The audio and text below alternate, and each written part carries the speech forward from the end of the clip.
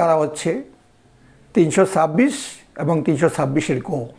তো প্রিয় দর্শক, আজকে 326 এবং 326-এর ক নিয়ে আলোচনা করব। তাহলে প্রথমে আমরা যাচ্ছি দণ্ডবিধি আইনের 326-এ। 326-এ বলা আছে মারাত্মক অস্ত্র দ্বারা গুরুতর আঘাত করা। তো যদি আমরা একটু ব্যাখ্যায় যাই তাহলে বলবো, যদি কোনো ব্যক্তি 335 ধারার ক্ষেত্র ব্যতীত অন্য কোনো ক্ষেত্রে অন্য কোনো ব্যক্তিকে কোনো পিস্তল, ছুরি কিংবা হাতিয়ার দ্বারা গুরুতর আহত করে, কিংবা যে হাতিয়ার কোনো অপরাধ সংগঠনের হাতিয়ার হিসাবে ব্যবহার করলে মৃত্যু ঘটতে পারে, সেইরূপ গুরুতর আঘাত করে, কিংবা কোনো বিষ বা ক্ষয়কারী দ্রব্য দ্বারা অপর কোনো ব্যক্তিকে গুরুতর আহত করে, কিংবা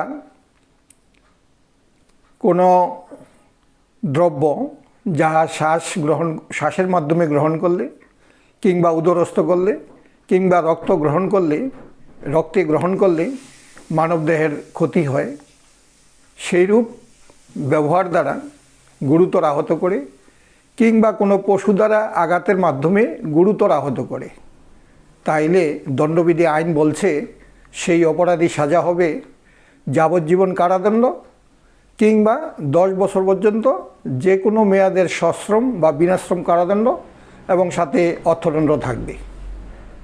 তো প্রিয় দর্শক, এবার আমরা যাচ্ছি 326-এর কয়ে, যে দণ্ডবিধি আইনের 326-এর ক কী বলেছে এবং এটার সাজাই বা কী। তো দণ্ডবিধি আইনের 326-এর ক বলছে, যদি কোনো ব্যক্তি অপর কোনো ব্যক্তির 2 চোখ উপড়াইয়া ফেলে, কিংবা অ্যাসিড জাতীয় পদার্থ দ্বারা তার 2 চোখের দৃষ্টি নষ্ট করে, কিংবা তার মুখমণ্ডল কিংবা মস্তকে অ্যাসিড জাতীয় পদার্থ দ্বারা বিকৃত করে। তো যদি একটু ব্যাখ্যায় যাই তাহলে বলবো, যদি কোনো ব্যক্তি 335 ধারার বর্ণিত ক্ষেত্র ব্যতীত, 335 ধারার ক্ষেত্রটা কী সেটা আমি পরে ভেঙে বলছি।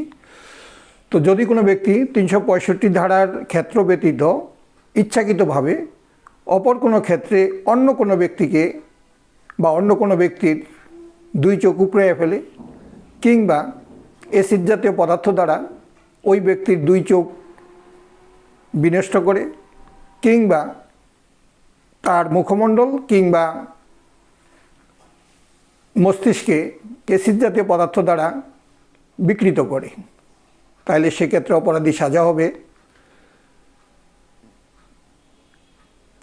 মৃত্যুদণ্ড কিংবা যাবজ্জীবন কারাদণ্ড, এবং সাথে অর্থদণ্ড থাকবে।